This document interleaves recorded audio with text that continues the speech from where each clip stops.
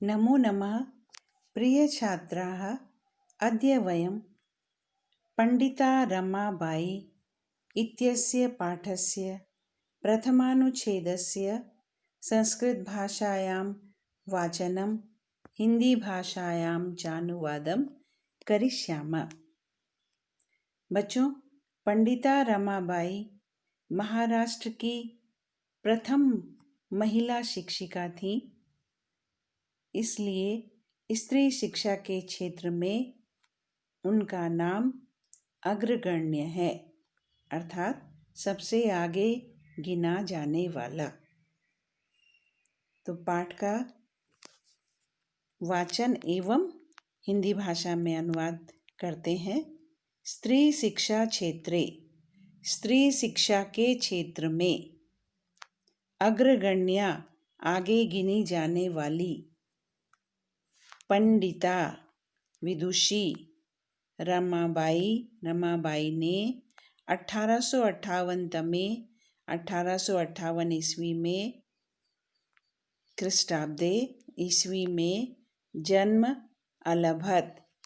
लिया।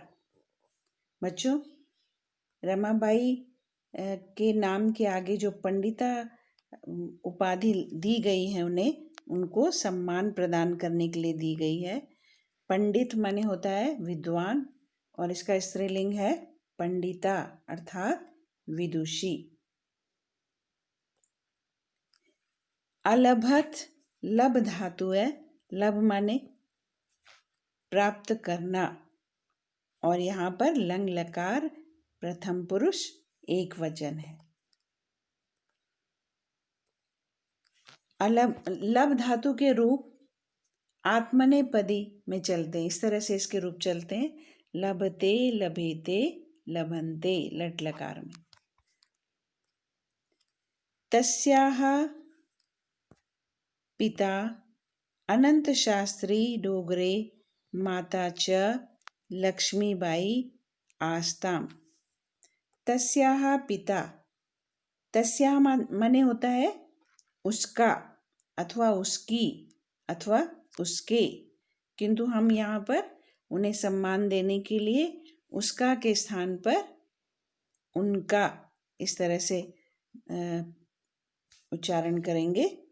उनके, तस्याः पिता माने उनके पिता, अनंत शास्त्री डोंगरे, जिनका नाम अनंत शास्त्री डोंगरे था, माता च, और माता लक्ष्मीबाई, माता का नाम लक्ष्मीबाई, आस्ताम माने था।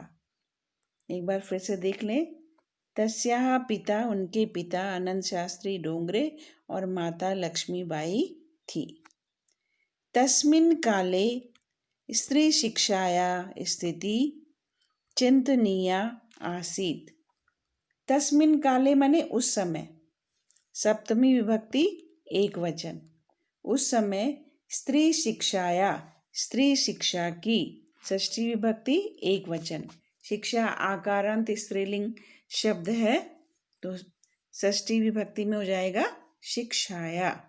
तो स्त्री शिक्षा की स्थिति चिंतनीय थी, चिंता करने योग्य थी, यानी अच्छी नहीं थी।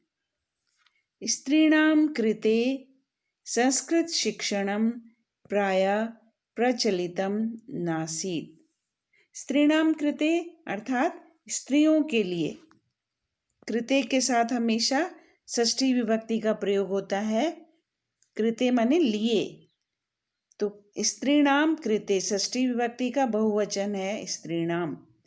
स्त्रियों के लिए संस्कृत शिक्षण प्रायः अक्सर प्रचलित नहीं था, अर्थात स्त्रियों को संस्कृत शिक्षण नहीं दिया जाता था।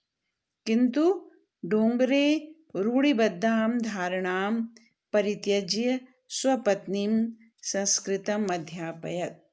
किंतु डोंगरे अर्थात अनंत शास्त्री डोंगरे ने रूढ़िबद्धां, रूढ़ियों में बंधी हुई, रूढ़ियों से चली आ रही, धारणां, धारणा को, परित्यज्य माने छोड़कर, परित्यज प्लस ल्यप अर्थात छोड़कर, ल्यप प्रत्यय का प्रयोग है।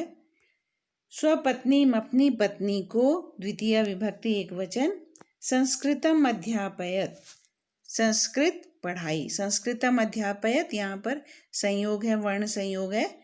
संस्कृत अध्यापयत माने पढ़ाई, संस्कृतम अध्यापयत।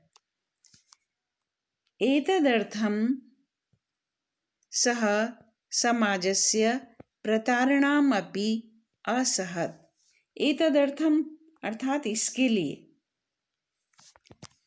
एतत् प्लस अर्थम, सह माने उन्होंने, समाजस्य समाज की, प्रतारणा को, अपि माने भी, असहत सहा, समाज के प्रतारणा अर्थात ताने, तो समाज के तानों को भी सहा, असहत। ये भी आत्मनेपदी धातु है, सह धातु, इसके रूप ऐसे चलते हैं, सहते, सहते, सहेते, सहन्ते, और ये लंग लकार प्रथम पुरुष एक वचन का रूप है।